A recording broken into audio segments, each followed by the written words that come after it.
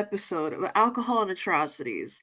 I am your host, Gisela or Chela, whatever the fuck you want to call me, because nobody respects my name change.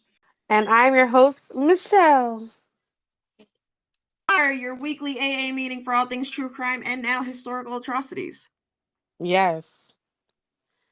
Weekly being very loosely used. Very loosely, very loosely. If you've been listening to us for a while now, since we started this shit back in July, you know that in the beginning we were very consistent, every Tuesday episodes, and then fucking life happens and we fall off the face of the earth after taking a break.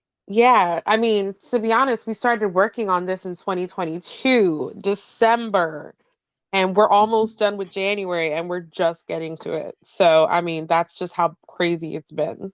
Yeah, we've had some issues personal wise that we had to like stop and figure out life all over again. Yeah.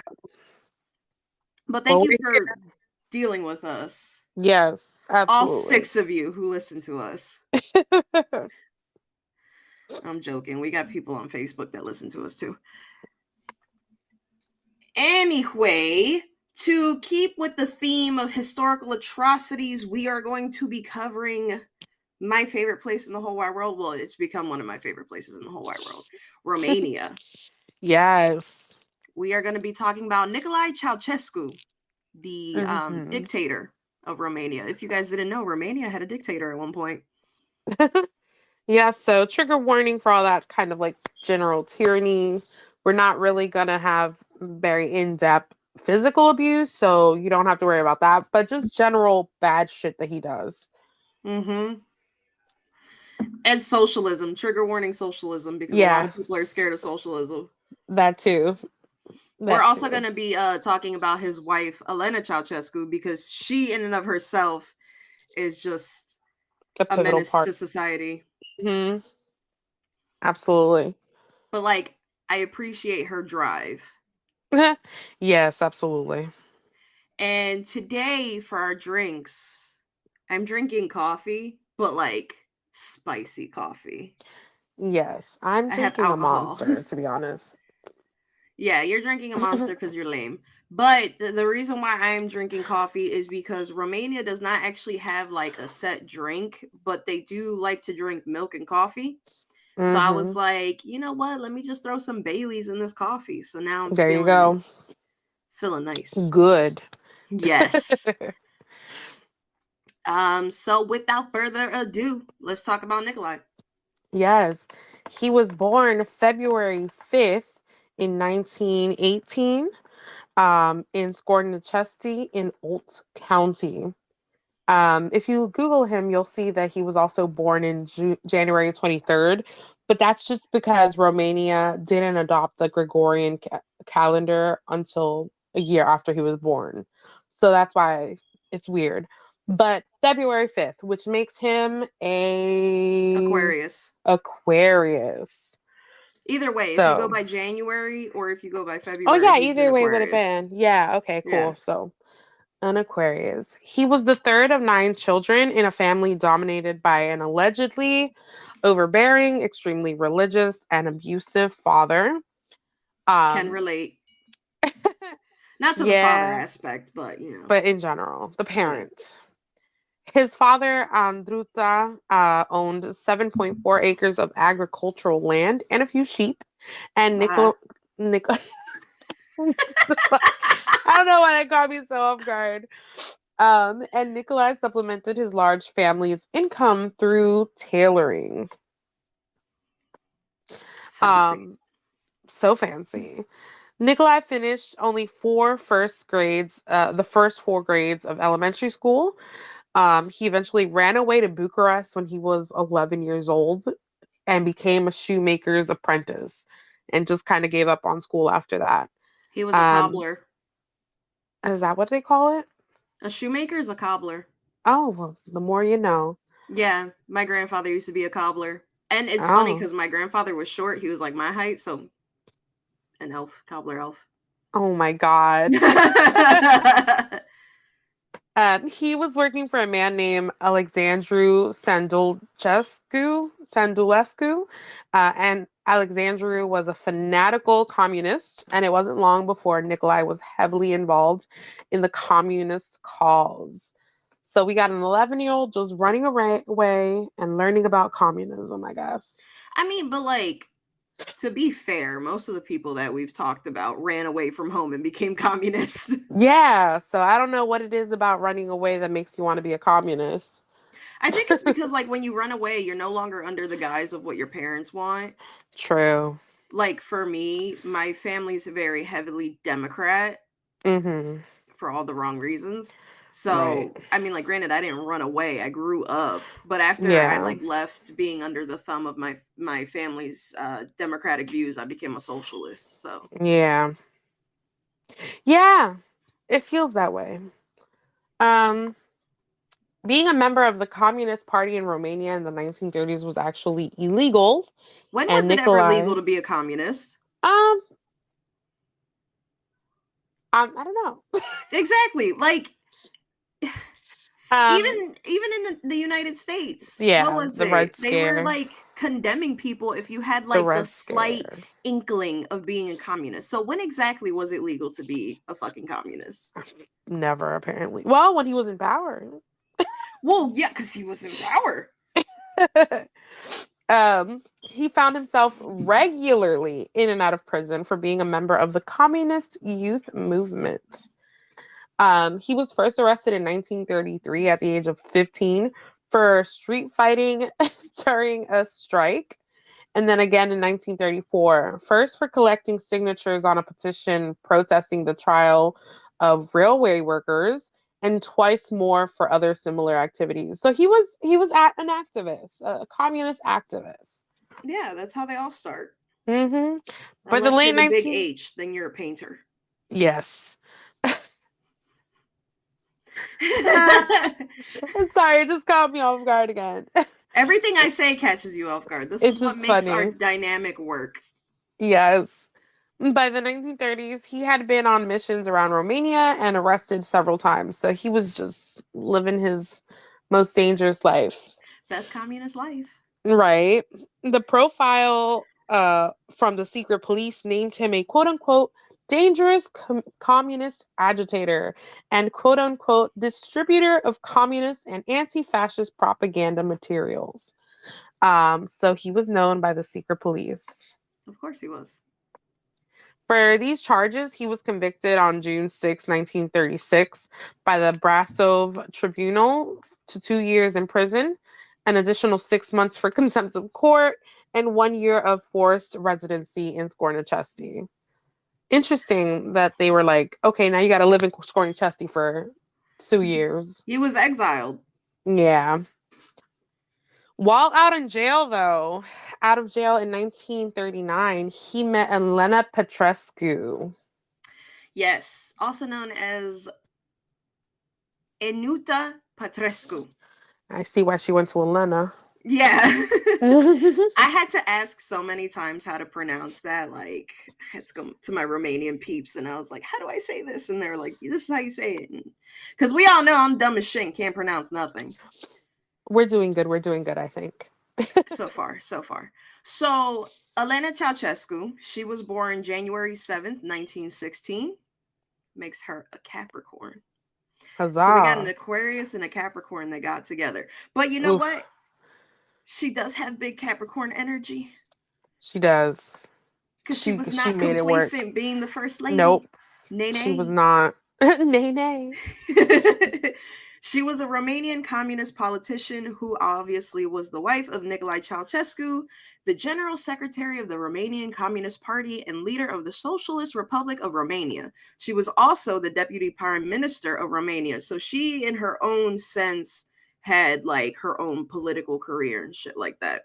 Right. And we figured it was important to tell you guys this because they was a power couple, baby. Yes. They sure were. Yeah, horrible one, but yeah. So she was born into a peasant family in Petresti, Commune dem Bovida County in the historic region of Wallachia. I'm assuming that's correct.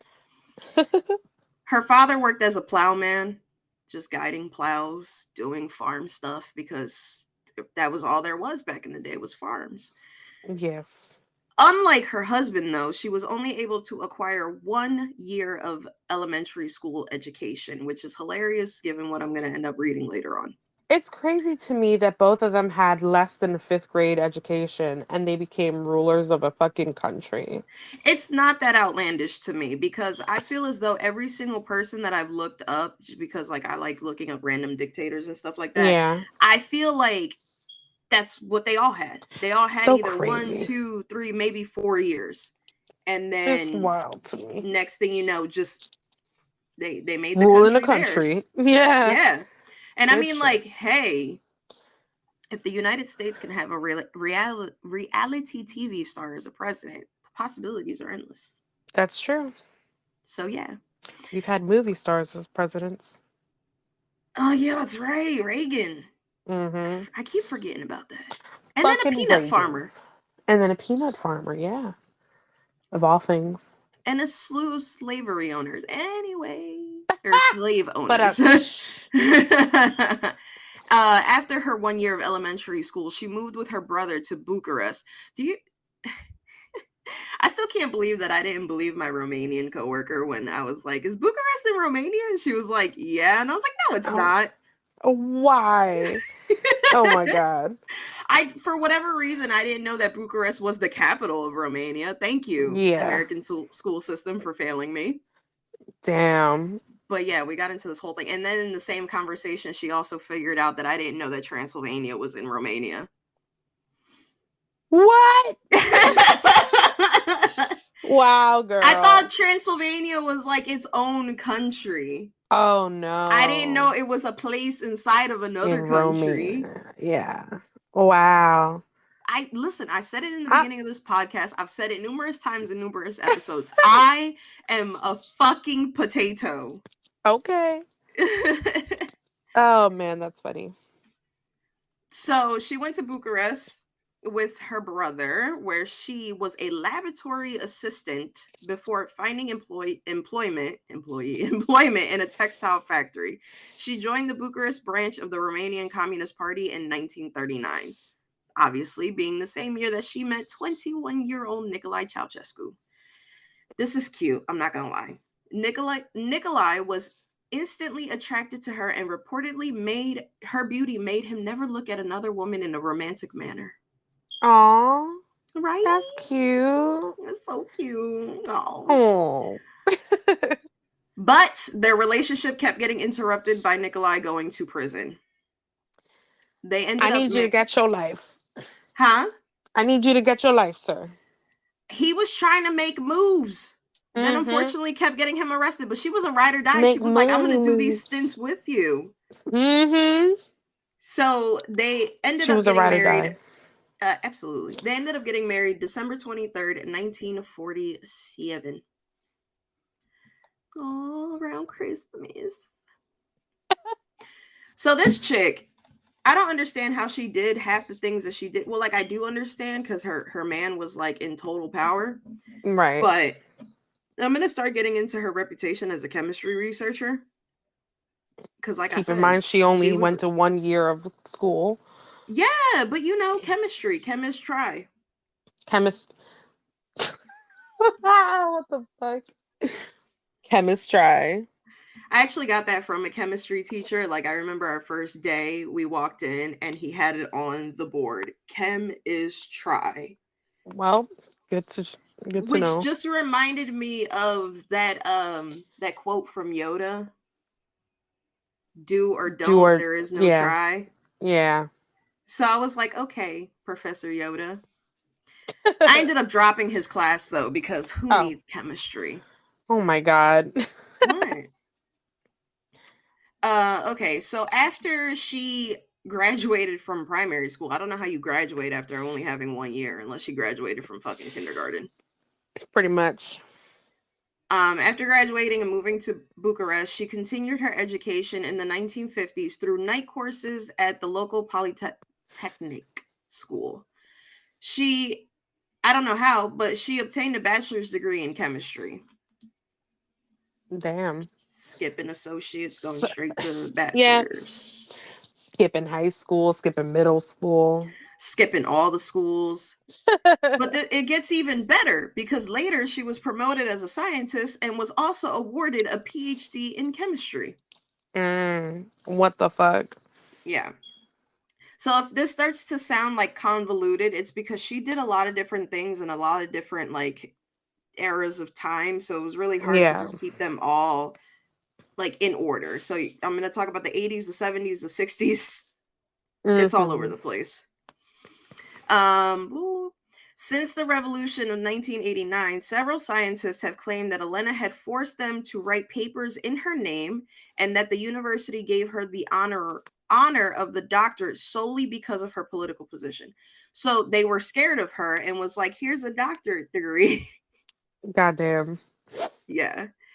According to a 1984 report by Radio Free Europe, it is rumored that at the time when she wanted to receive her doctorate from the Bucharest facility of chemistry, she was met with strong opposition from the Romanian chemist Costin D. Neniscu, something like that.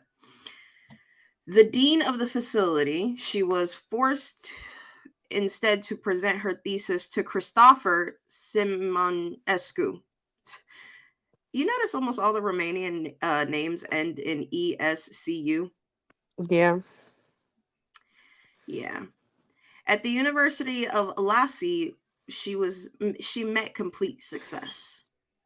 So one dude was like, nah. So she went to the other one. He was like, yeah. So she's successful. Yeah. She got it where she could. Exactly. Which, I mean, isn't that what we're all doing at the end of the day? Yes, very much so.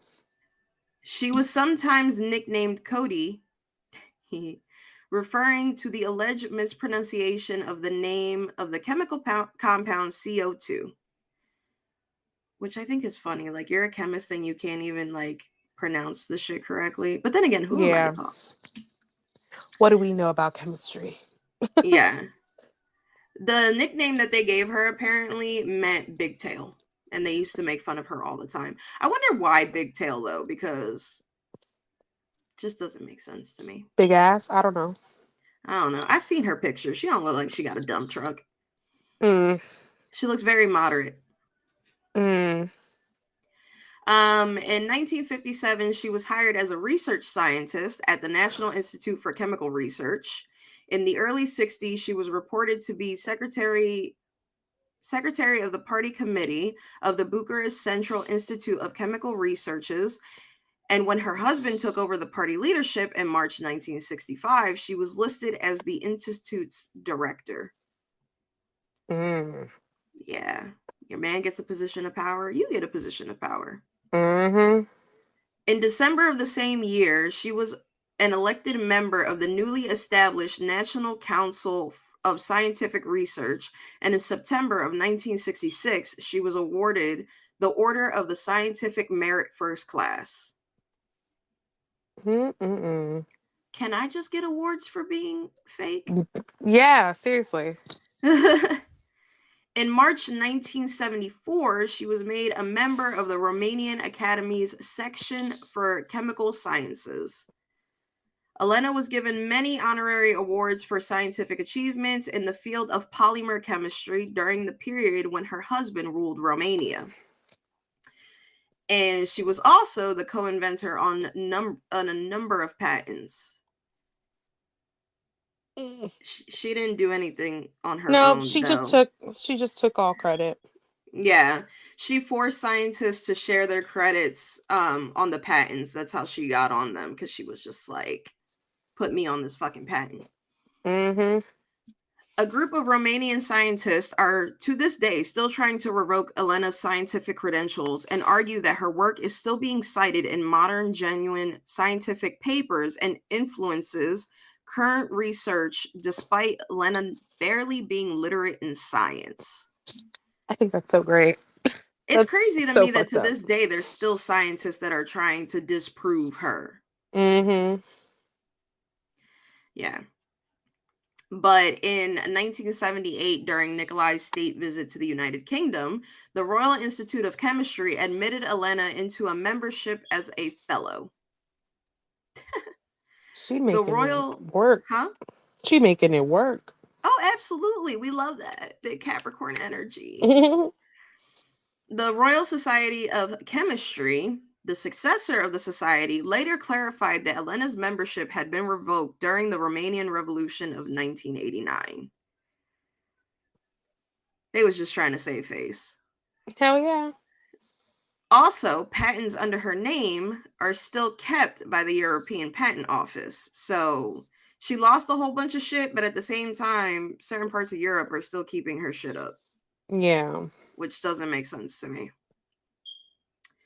But thanks to all the political power she had, she was granted many honors by 6 different countries and was given at least 20 honorary degrees and professorships. And if you want to know what all of them are, literally just Google her name. They'll give you the list of all of them in all the different countries. Most countries that gave her the stuff, with the exception of the United Kingdom. I know she got something in America too, but with the exception of the US and the UK, most of the countries are communist countries. So I'm like 100% sure that they gave her that just because her husband was a leader of their own communist party. Yeah, exactly. But not only did she have a career in science, she also had a career in government. So, like we mentioned before, she was a prime minister. Because this bitch was like, gimme. After the communists took power, huh? Give me all the titles. Absolutely. After the communists took power, Elena worked as a secretary in the Ministry of Foreign Affairs and was an unimportant figure until her husband became Communist Party General Secretary. I like how she was just like, I'm going to work in the government. I'm going to be a nobody. And then husband becomes general, whatever the fuck, secretary of the Communist Party. And all of a sudden she gets all the stuff. Yep. Elena frequently accompanied her husband on official visits abroad. During a state visit to the People's Republic of China in June 1971, she took note of how Jiang Qin, Chairman Mao Zedong's wife, maintained a position of power. Inspired by this, she began to engineer her own political rise in Romania. So she saw her and was like, "Oh, girl, I want what you got. I want to be cool too. I want to be like you." Mother. Yeah. In July 1971, after a mini cultural revolution launched by her husband, she was elected a member of the Central Commission of Socioeconomic Forecasting. I don't know what any of those words mean. Basically, socioeconomic forecasting is like literally like forecasting what you think the economy is going to be like in the next couple of months or years. Okay. Yeah. So people that predict the stock market and shit like that. Oh, okay. Like all the shows that we have. Yeah. All those peeps. Starting in July of 1972, Elena started getting various offices at senior levels in the Romanian Communist Party. The same year, she became a full member of the Romanian Communist Party Central Committee. In June 1973, she became a member of the Politburo of the Communist Party, becoming the second most important and influential person after her husband. Damn. She made it. Hey, look, I made it. She was deeply involved in party administration alongside her husband and was one of the few spouses of the Communist Party leader to have a high political profile of her own. I like that for her. Yeah. Good for her. She's like, I'm not just going to stand on the sidelines. I'm going to be important just like my man. That's right. In June 1973, after being nominated by Emil Budnarez, I can't say these names, she was elected to the party's executive committee. In November of 1974, at the 11th Party Congress, she was made a member of the political executive committee, and in January 1977, she became a member of the highest party body, the Permanent Bureau of the Political Executive Committee. Damn. Yes. I'm almost done with all of her achievement, guys. Don't worry. In March 1975, she was elected to the Great National Assembly, the country's national legislature, holding the seat for Petesti Argas County, the most important industrial region of the country until, obviously everything went to shit in the revolution. Yep.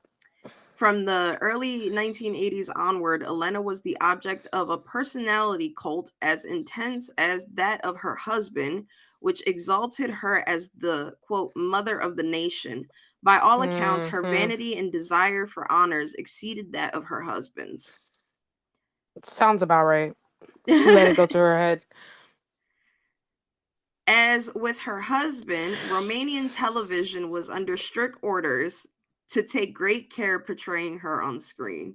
Which I love this. This is my favorite part. Yeah. For instance, she was never to be shown in profile because of her large nose and over homely appearance. Bitch was like, get my good side or I'm fucking you up. Yeah, pretty much. I love that so much. But the thing is if you look at pictures of her when she was younger, she's relatively beautiful. Yeah. But I mean, like, I get it. All women have insecurities of something. Only she was on a national stage and she can control how they viewed her. That's crazy. This is true. But I don't think she had a large nose. I don't think so. I think it was pretty average. We'll put pictures and then let you guys decide. Yes. You tell us what you think. Big nose or nah? So, back to Nicolae. After... I got it. Okay. All right. So you can read the other part that I kept tripping up over, so I'll do this one. Soon after being freed in 1939, he was arrested again and sentenced for conspiracy against social order. What? What is that? Conspiracy against social... I love looking at other countries' like rules when it comes to like protesting and all that because they be making shit up. They just be making shit up. They have to just be making shit up. Spending the time during the war in prisons and internment camps from 1940 to 1943. In 1943, he was transferred to Targu Jew internment camp where he shared a cell with George Udinge. Love his name. He shared a cell with Georgie the man. Enticed with substantial bribes, the camp authorities gave the communist prisoners much freedom in running their cell block, provided they did not attempt to break out of prison. I love that. We're going to give you just enough leeway. Georgie ran self-criticism sessions where various party members had to confess before the other party members to misunderstanding the teachings of Marx, Engels, Lenin, and Stalin as interpreted by Georgie himself. That's weird. It is weird. Journalist Edward Burr claimed that Nicolae's role in these self-criticism sessions was that of the enforcer. He ain't enforcing shit. Sorry. It's just because I know what he looks like, and he's not menacing or anything. At all. So what the fuck was you enforcing, sir? The young man allegedly beating those party members who refused to go with or were insufficiently enthusiastic about the self-criticism sessions. I need to see the other people in this party because, like, knowing what I know of what Nicolae looks like, I don't see him beating nothing. Right. That's crazy. Like, you got to be enthusiastic on top of it. Like, yay, I'm so wrong. Besides the self-criticism sessions cementing Georgie's control over the party, it also endeared Nicolae to him. So is this when he took Nicolae under his wing? Yes. Aw.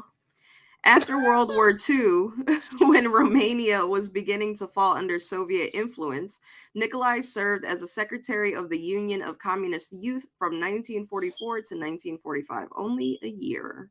Mm-hmm. After the communists seized power in Romania in 1947, he headed to the Ministry of Agriculture, then served...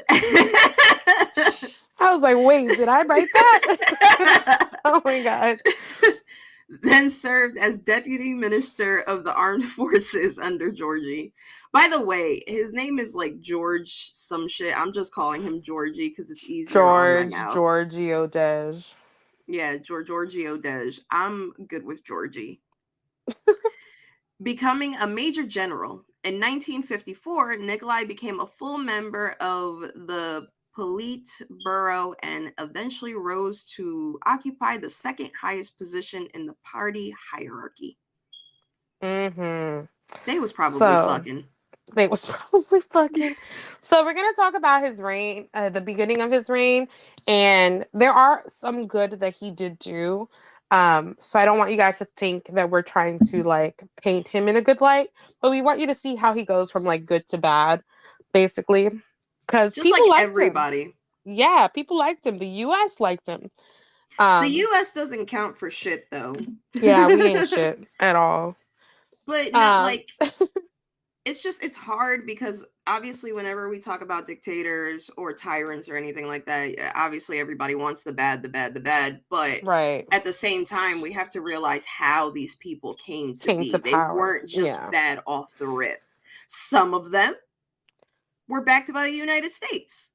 Yeah. Others, they were their own person and they made it all the way up because they promised they gave the people what they quote unquote wanted in the beginning. Right. So to start it off, when Georgiou Dej died on March 19, 2000, 1965, wow. Nicolae was not the obvious successor, despite his closeness to the longtime leader. However, widespread infighting by older and more connected officials made the Politburo turn to Nicolae as a compromise candidate. So he was just the, here you go, because we can't put our people. They don't want to put their people. You go. He was elected General Secretary on March 22nd, 1965, just 3 days after Georgiou Dej's death. One of his first acts was to name the party from the Romanian Workers' Party back to the Communist Party of Romania to declare the country a socialist republic rather than a people's republic. So we go from fun, wholesome names to like totalitarianism already. Yeah. In 1967, he consolidated his power by becoming the president of the state council, making him the de jure head of state. His political apparatus sent many thousands of political opponents to prisons or psychiatric hospitals. So right off the bat, we taken away opposition. Initially, Nicolae was a popular figure both in Romania and in the West because of his independent foreign policies, which challenged the authority of the Soviet Union. In the 1960s, he eased press censorship and ended Romania's active participation in the Warsaw Pact, but Romania formally remained a member. He refused to take part in the 1968 invasion of Czechoslovakia by the Warsaw Pact forces, and even actively and openly condemned the actions in his August 21st, 1968 speech. So people like him. Yeah. All of Nicolae's economic, foreign, and demographic policies were meant to achieve his ultimate goal, to turn Romania into the world's greatest powers, which, I mean, to be fair, that's everybody in leadership of a country. Yeah. During the following years, Nicolae pursued an open policy towards the United States and Western Europe. Romania was the first of the Warsaw Pact countries to recognize West Germany, the first to join the International Monetary Fund, and the first to receive a U.S. president, Richard Nixon.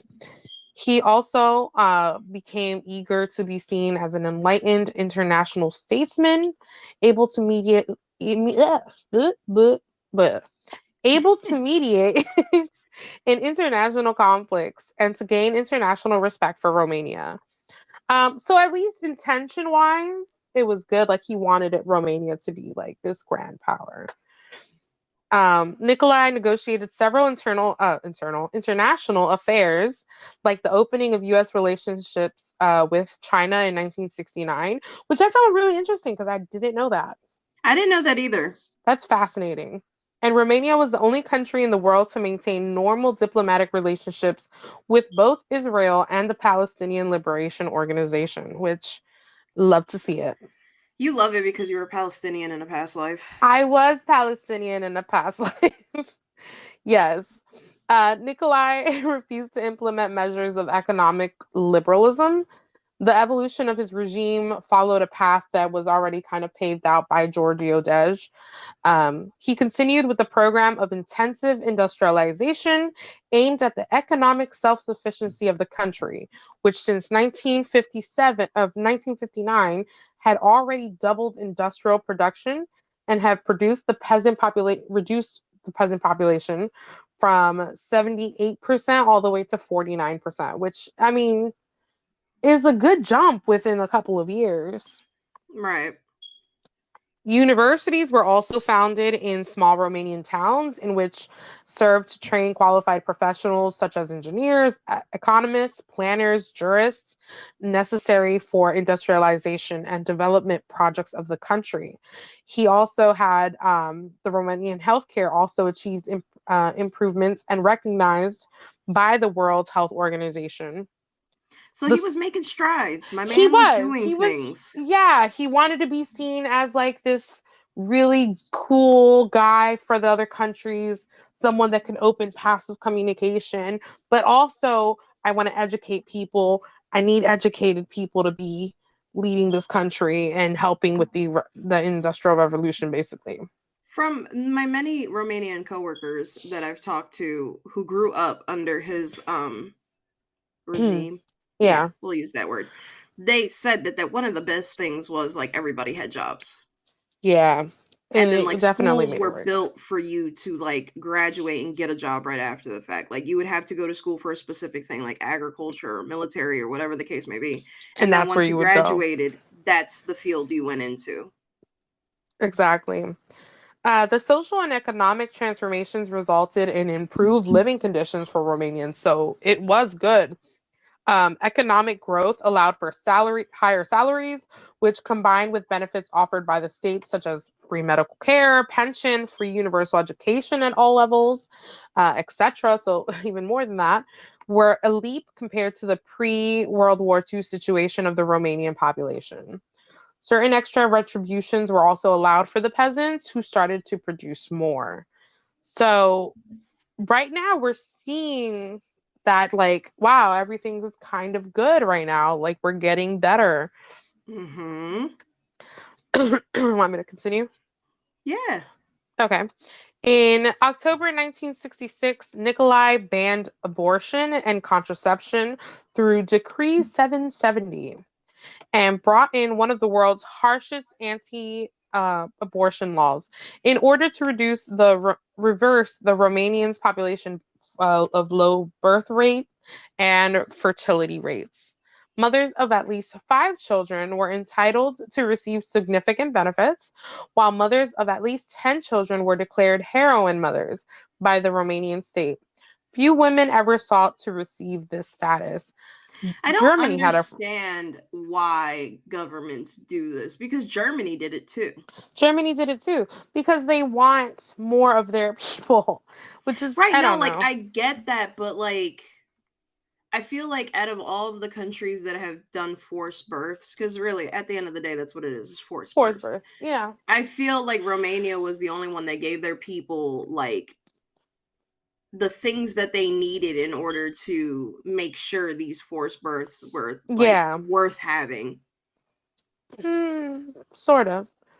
I mean, well, because we get into it a little bit later, but Yeah. I'm just thinking about like what America's trying to do now in 2023 and Hmm. how they, you know, overturn Roe v. Wade and all this other shit. But then when you look at getting healthcare or food stamps or anything like that, it's still It's a significantly mission. difficult. Yeah, And as I somebody who agree. used to be on food stamps and used to receive Medicaid, I can say that like the system is broken. Absolutely. 100% agree. So the government targeted rising divorce rates and made divorce also more difficult. It was Because of decreed course that they marriage, did. right. It was decreed that marriages could only be dissolved in exceptional cases. By the 1960s, the population began to swell. In turn, a new problem was created: child abandonment, which Of swelled the course. orphanage population. Like, what did you think was going to happen? But okay. I mean, it Uh, happens every single time in every country. You have every the time. countries that ban abortion, make everything more difficult. And then, of course, you're going to have a bunch of kids that just get left behind because their moms didn't want them in the first place or their families didn't want them in the first place. Yeah. Like, just And because you force people to have babies doesn't mean that they're going to do their due diligence after these babies are exactly. born. That's true. Many of the children in these orphanages were rejected due to mental and physical deficiencies, so the quote unquote undesirables. Measures to encourage reproduction included financial motivations for families who bore children, guaranteed maternity leave, and child care support for mothers who return to work protection for women, and excessive access to medical control in all stages of pregnancy, as well as after it.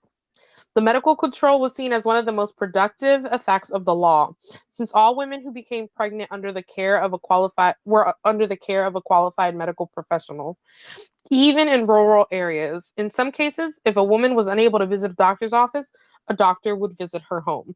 So, at least, kind of like you said, make it worthwhile. If I'm going to have a kid, at least make it worthwhile. They had a lot of protection and they had a lot of like care. Yeah. Visited China, North Korea, Mongolia, and North Vietnam in 1971, which had him take great interest in the idea of a total national transformation. He was also inspired by personality cults of King Il Sung and Mao Zedong. Not really the first people you should be thinking about admiring, but here nor there. Journalist Edward Burr claimed that Nicolae admired both as leaders who not only totally dominated their nations, but had also used totalitarian methods coupled with significant ultranationalism mixed in with communism in order to transform both China and North Korea into major world powers. He also admired that Kim, even more so than Mao, had broken free of Soviet control.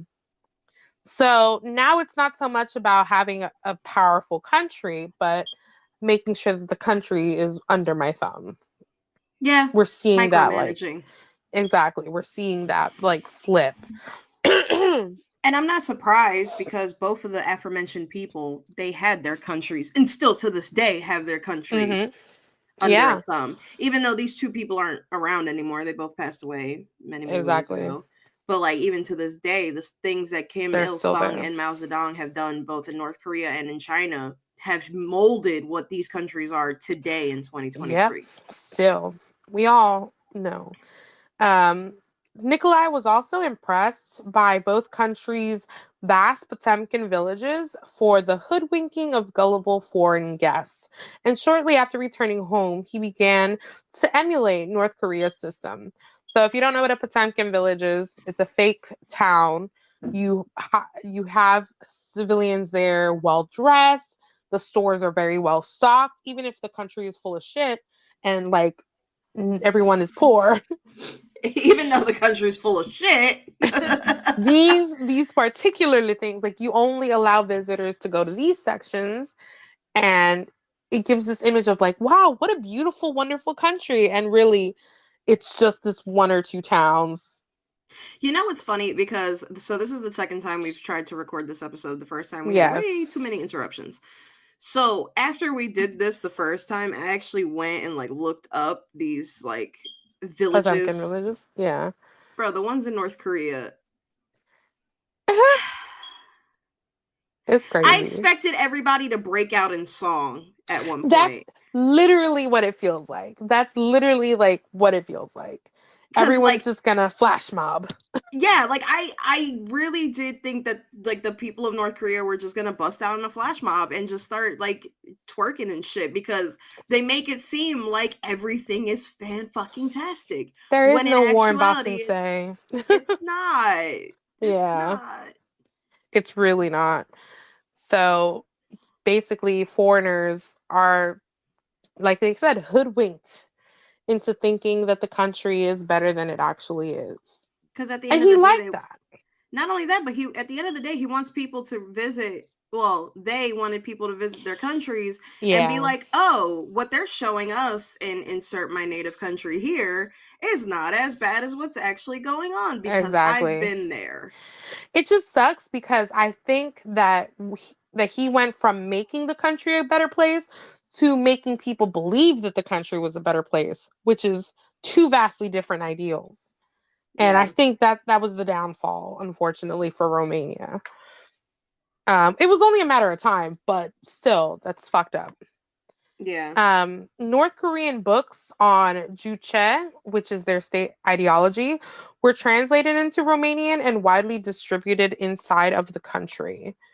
On July 6, 1971, he delivered a speech before the Executive Committee of Romanian Communist Party. This quasi-Maoist speech, which came to be known as the July Theses, contained 17 proposals. Okay. Among you these know, were uh-huh. I don't.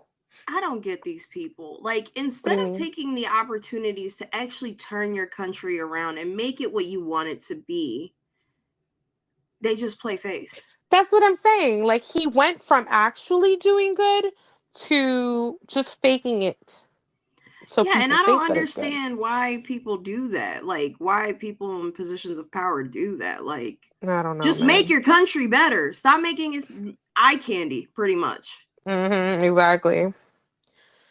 Among these were continuous growth in leading role of the party, improvement of party education and of mass political action, youth participation on large construction projects as part of their quote unquote patriotic work, and intensification of political ideological education in school and universities, as well as in children's, youth, and student organizations, and an expansion of political propaganda orienting radio, and television shows to this end. So basically, widespread propaganda, as well as publishing houses, theaters, cinemas, ballets, operas, artist unions, promoting a militant revolutionary character in artistic productions.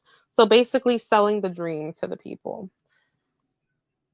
The liberalization of 1965 was now condemned, and an index of banned books and authors were reestablished. So now we are seeing that control again.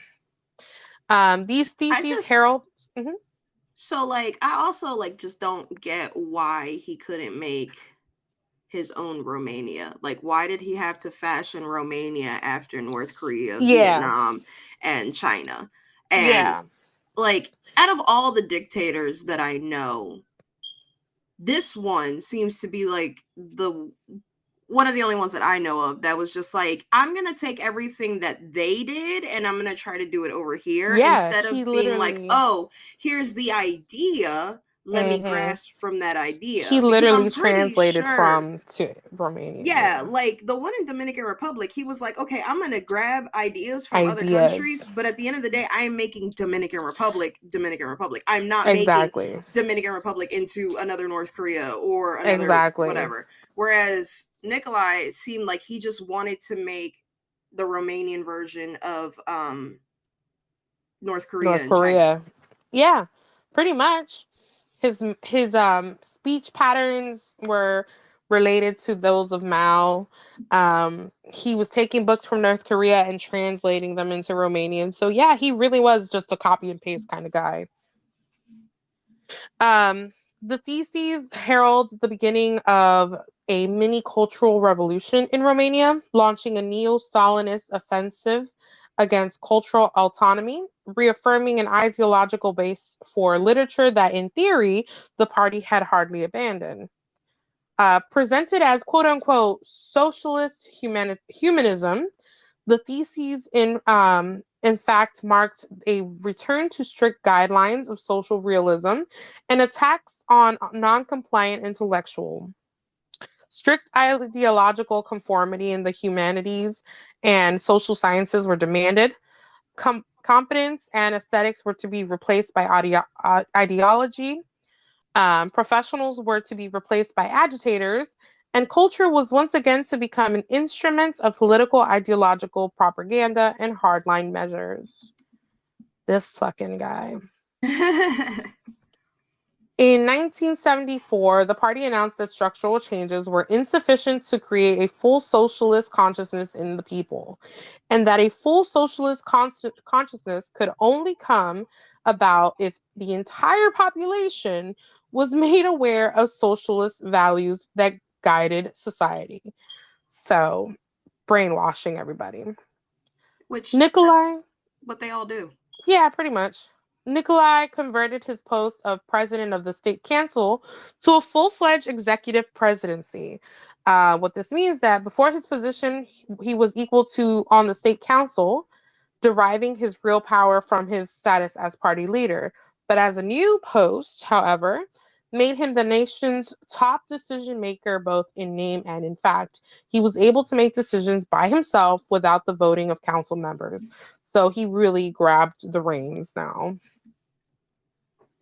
In August 1977, over 30,000 miners went on strike, demanding to face Nicolae. When he appeared, he was greeted with screams of "Down with the red bourgeoisie." Sorry, I just thought about when you pronounced that. Something else. Oh, yeah. Oh, and I remembered what rap battle it was. Oh. Because I obviously didn't mention it here, but the last time we recorded this, I actually was the one who was reading this, and I pronounced it Bourgeoisies. Yeah. Because I'm an idiot.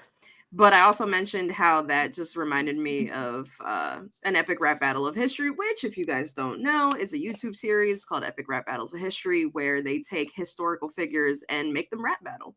Yes. There is a battle between Stalin and somebody else, and halfway through the battle, Lenin just like interrupts them and comes in. I love it. Yeah. Like, honestly, if you're into history as much as we are, please go look up Epic Rap Battles of History on fucking YouTube. They do not only that, but they've done they did Michael Jackson versus Elvis Presley. Oh, yeah, I've seen some of them. Marilyn Monroe against Cleopatra. That was probably my favorite one. Miley Cyrus versus Joan of Arc. Oh my God. Is amazing. So yeah. Anyway, down with the bourgeoisies. Yes. Nicolae ultimately negotiated a compromise solution to the strike. In the years after the strike, a number of its leaders had died of accidents and quote unquote premature disease. Rumors emerged that the secretariat.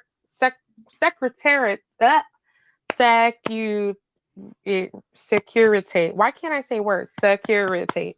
Okay, let me try that again.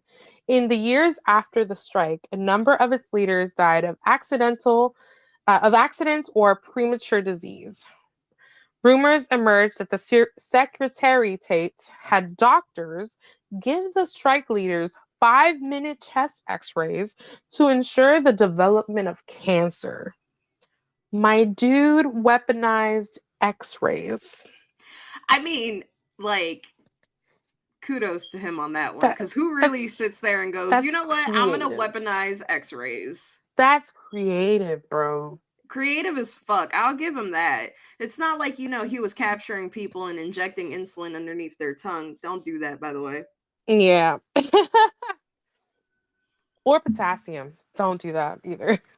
Yeah, insulin or potassium, don't do that. For illegal purposes, this is a joke. Hmm. Romania was in debt to foreign countries as Nikolai borrowed more than $13 billion from the West, which unfortunately in today might not seem like a lot, but that was an insane amount back then. Um, he was using it to finance economical development programs. These loans would devastate the country's economy. In an attempt to correct this, he set up the 1986 military referendum to set up to pay back the debt. This worked. By March 1989, so just 3 years later, virtually all of the external debt had been repaid. Romania's record, that of having of its debts to commercial banks paid off, paid off in full, has not been matched by any other heavily in-debt country in the world. But at what cost? Dun, dun, So, dun. yeah. So, I mean, it was a great thing. He got the country, in the surplus again. But what he had to do to make that happen is actually put 3 years of suffering for the Romanian people. Oh, absolutely. And I know Romanians who went through that suffering, and just like Mm-hmm. hearing them tell their tales is just like insane. Because when you think of like dictatorships and totalitarianism and stuff like that, you think obviously of World War II. You think of that. You don't think that Mm-hmm. something happened in the 70s and 80s. It's just like, what? No. It's so But yeah, far no. away. Yeah. I do know people that they grew up in Romania at this time under Nicolae Ceaușescu, and they talk about the rations, the sugar ration, the tea, the milk, everything. Like they have Right. little like stamp cards and shit like that. And it's just like, Mm-hmm. it's insane to think that this was all happening in the 80s. Yeah. It feels so displaced. So, Yeah. the policy to repay and in many cases prepay Romania's external debt became the dominant policy in the late 1980s. The result was economic stagnation throughout the 1980s, and towards the end of the decade, the conditions were created for an economic crisis. So, fixing one thing, another thing kind of going to shit. Um, this where oh shit, hold on, my fucking thing moved. There we go.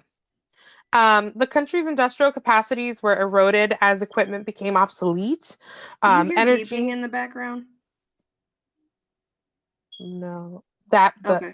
yeah, Yeah, if you guys hear this random beep every now and then, my fire alarm is on the fritz. I don't know what the fuck's going on with it. probably needs a new battery. Probably.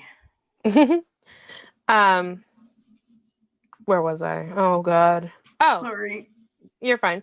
The country's industrial capacity was eroded as equipment grew obsolete, energy intensity increased, and the standard of living deteriorated significantly. Draconian restrictions were imposed on household energy to ensure an adequate supply of the industry. Convertible currency exports were promoted at all costs, and imports were severely compressed. So, yeah, that censorship really fucked it up. Everything that was not censorship, the debt paying really fucked up the economy. Fun fact. There was a coup d'etat that was planned in October 1984, but it failed after a military unit assigned to carry out the coup went to harvest corn instead.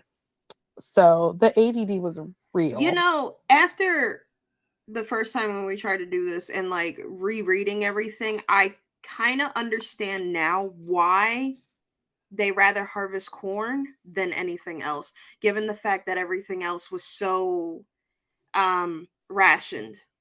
Yeah. So they were like, "What? I got an opportunity to get corn on the table? Well, let me go take that opportunity." Yeah, Although that's just hindsight crazy. being what it is, they should have probably went through with the coup d'etat, Yeah. whatever. Coup d'etat. Yeah. But like, I get it. I get it too. Yeah. They were like, I want some corn. It's It's corn. got the juice. In 1987, there was another rebellion as Romanian workers started to mobilize against economic policies installed by Nicolae to pay those foreign debts. Nicolae had begun reducing energy and food consumption, as well as lowering workers' income. So all the positives that he had done in the beginning are basically being undone. Yeah, he's stripping everybody of everything that he gave them in the beginning because now he's got Exactly. total power. Exactly. He don't got to answer to nobody, so fuck you and your TV. The first protests began November 14th, 1987. The protests were for basic needs. We want food and heating. We want our money. We want food for the children. We want light and heat. And we want bread without a card. These chants shifted when thousands of workers from the tractoral Brasov and Hydromechanica factories, students, pupils, and others joined the demonstration and made it political. Now the chants were down with Ceaușescu, down with communism, down with dictatorship, or down with the tyrant. So big Yeah, change there. because like I said, he rationed everything. He rationed electricity. Yeah, the My fact that coworker was telling me that there would be, I think it was like 8 o'clock or 9 o'clock at night, everything would just turn off. that's crazy. And it was the winter, so like people were freezing to death too. So the fact that they were Yeah, chanting all this, and the thing with the bread goes with what I was talking about before. the They had little cards. stamp cards to Hmm. make sure like you got what you needed for today or for the week. Hmm. I think it was like for the week. I'm not 100% sure, but Right. like it's fucking insane. Yeah. During the march, the members of the Securitate, which remember is the secret police, disguised as workers, infiltrated the demonstrators, or remained on the sidelines as speculators, photographing and even filming. By dusk, the Securitate forces and the military surrounding the city center um, disbanded the revolt by force.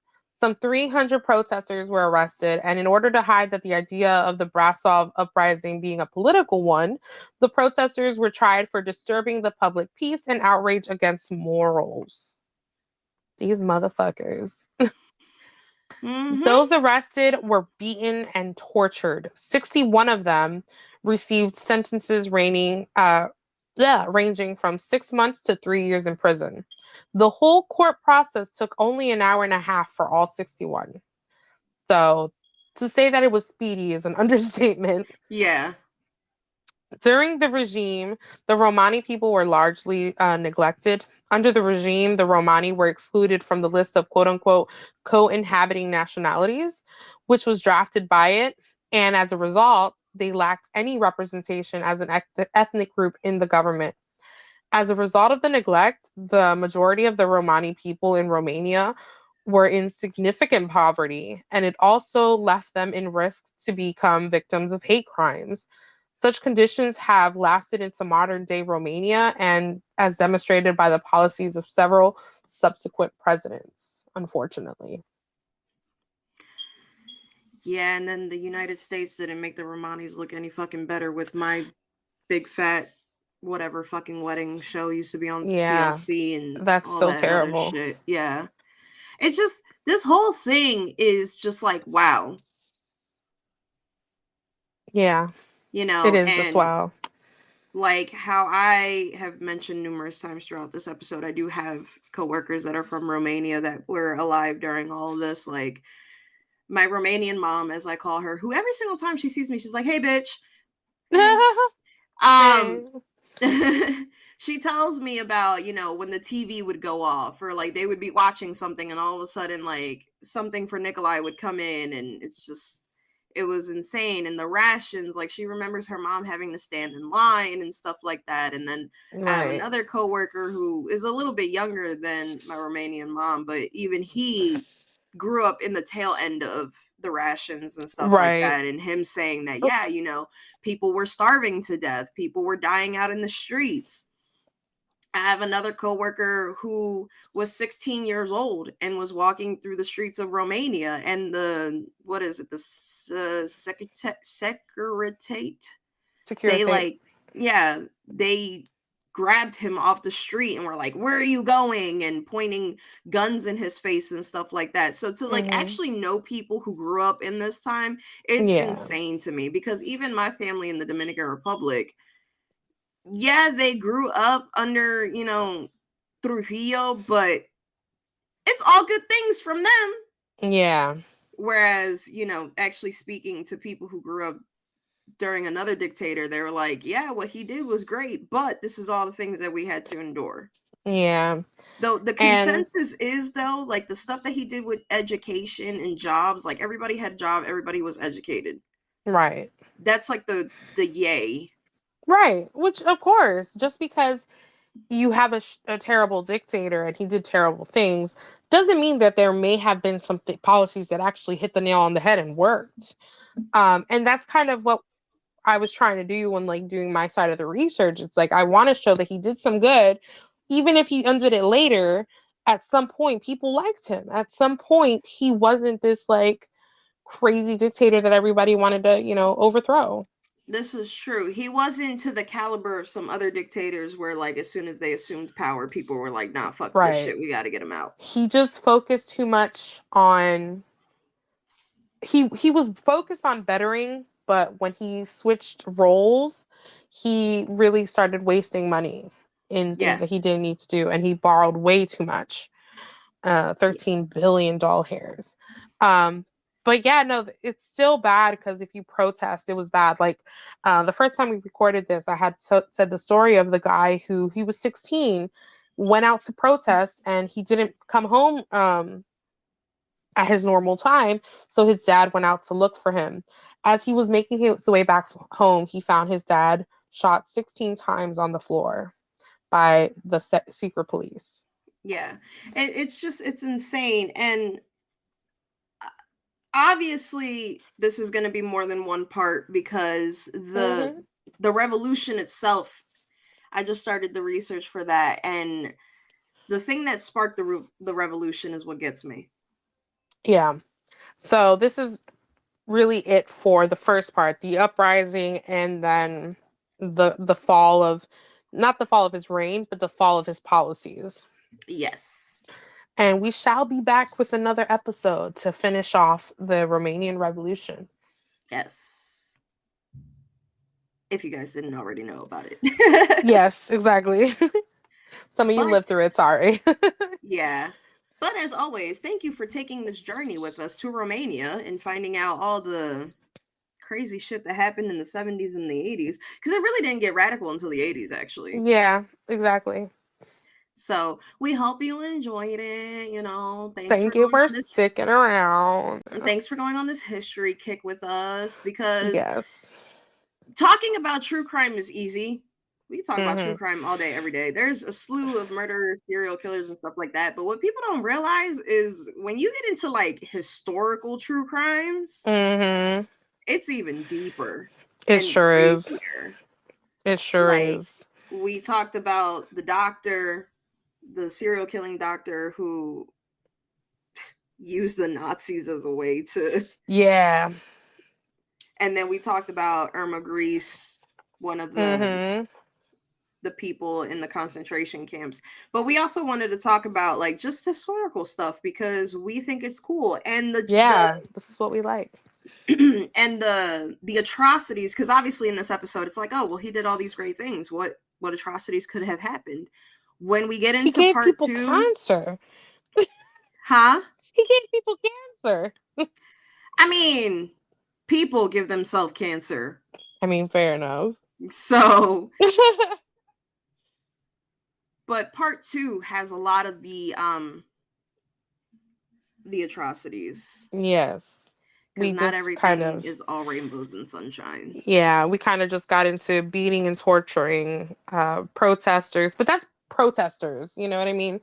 But we will definitely get into more. Yeah, the second half of it, in the rise of the revolution, we'll have way more trigger warnings than the ones that we put in this episode. Yes. But as always, keep your buttholes tight. Also, if you're listening to us on Spotify or Anchor, can you guys leave us a 5-star review? Like, even if you don't like us. Yes, please. because that really does help us out a lot. But as always, thank you for joining us.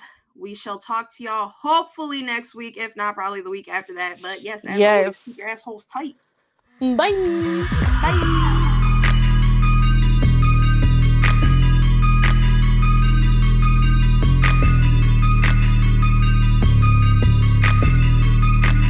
Thank you.